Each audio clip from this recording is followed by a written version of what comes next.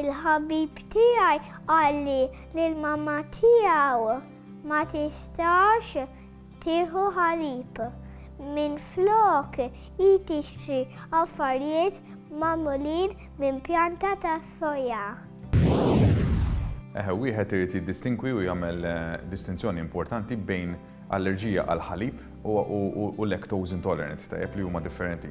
F'na drabi l-allerġija għal ħalib ikunu iktar komuni fit-tfal jew tfal li għadhom jitwildu fejn wieħed ikun allerġiku għal proteina li tinsab fil-ħalib.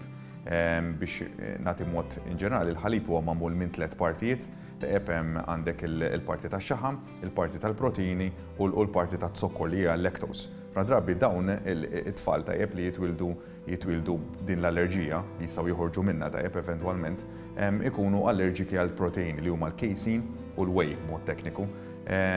Meta wieħed ikun lactose intolerant imbagħad hija xi ħaġa li tiġri iktar ma jgħaddi żmien fejn għandna enzyme għandna kimika ġol ġisem tagħna li tkisser din il-lactose. U ħafna drabi din il-kimika li jiġri li huwa li tmajna li ġifieri l-ammont tagħha ma jibqax dak l-ammont sostenibbli. U allura ħafna drabi in-nies jiżviluppaw din li jgħidu lactose intolerant. L-allerġija għal prodotti tal-ħalib iġġor magħha ħafna sintomi li huma ta' skumdità għall-persuna. Fosthom il-persuna tħoss uġigħ fl-istonku, bugħawieġ fis-sistema diġestiva, kif ukoll problemi ta' diarrea. Meta wieħed jara s-sintomi, wieħed importanti illi qis x'sintomi għandu. Importanti illi tabib jiddistingwi dawn is-sintomi jekk is-sintomi mhux ġejjin minn allerġija għal prodotti tal-ħalib, jekk mhix lactose intolerant jew inkella xi sintomi oħra mill-istonku. Wieħed importanti li ma jqis li għax għandu sintomi komuni bħal pereżempju diarrea, bloatiness, gas u jibda jgħid allerġiku għal ħalib. Ġifri importanti li wieħed jeskludi u t-tabib huwa l-persuna liċenzjata biex id-diagnosi issir iktar b'mod speċifika. Meta ċertu kondizzjonijiet mediċi oħra jiġu ruled out, importanti li l-persuna titkellem ma' registered dietitian fejn wieħed ikun jista' jagħmel iktar evalwazzjoni fid-dettall ta' dieta tiegħu biex jara jekk hix vera il-lactose intolerant jew il-prodott tal-ħalib qed jagħmel il-ħsara fil-ġisem. Wieħed jista' biss jikkontrolla din l-allerġija billi jillimita jew inaqqas għal kollox il-konsum tal-ħalib mid-dieta tiegħu. Alternattiva għal ħalib huma l-prodotti tas-soja. Meta wieħed importanti jagħmel id-diagnosi jkun ċert li dawn il-prodotti tal-ħalib huma li qed jikkaġunaw dawn is-sintomi. U ovvjament wieħed irid jara hux lactose intolerance jew inkella dairy free diet li huma daqsxejn differenti. Wieħed jista' juża alternattivi li hemm fis-suq bħal huma fosthom is-soja. Ovvjament is-soja hija alternattiva hija ħalib li ġej mill-leguma li ma jkollux ovvjament prodotti tal-ħalib u ovvjament dan jista' jiġi konsumat fid-dieta tiegħu b'mod regolari.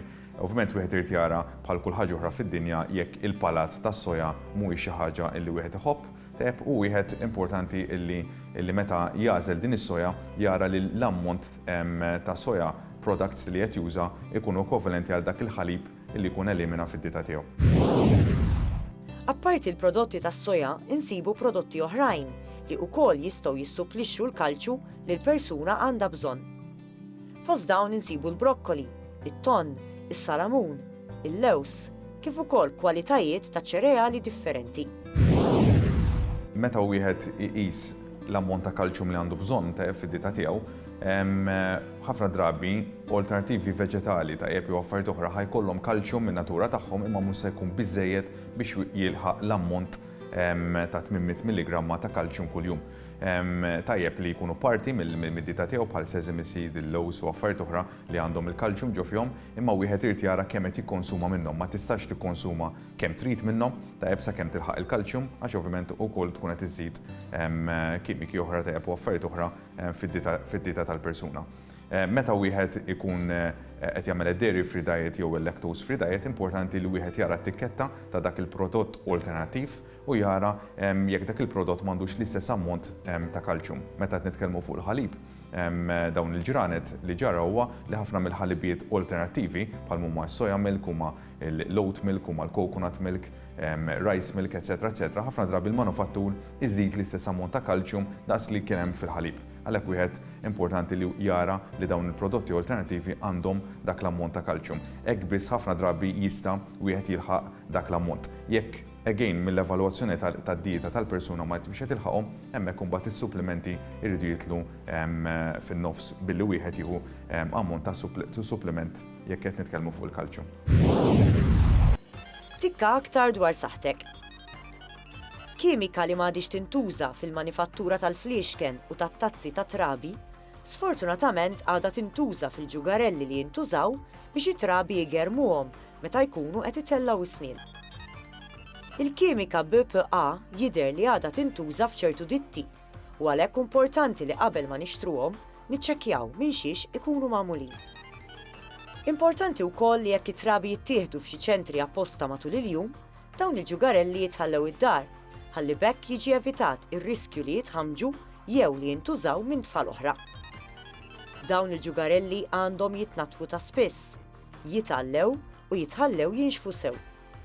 Alternattiva għal dawn il-ġugarelli huma krejjem apposta li jitkesħu fil-friġġ u li jgħinu biex jikkalmaw il-ħanek tat-tarbija. Tikka aktar dwar saħtek għada.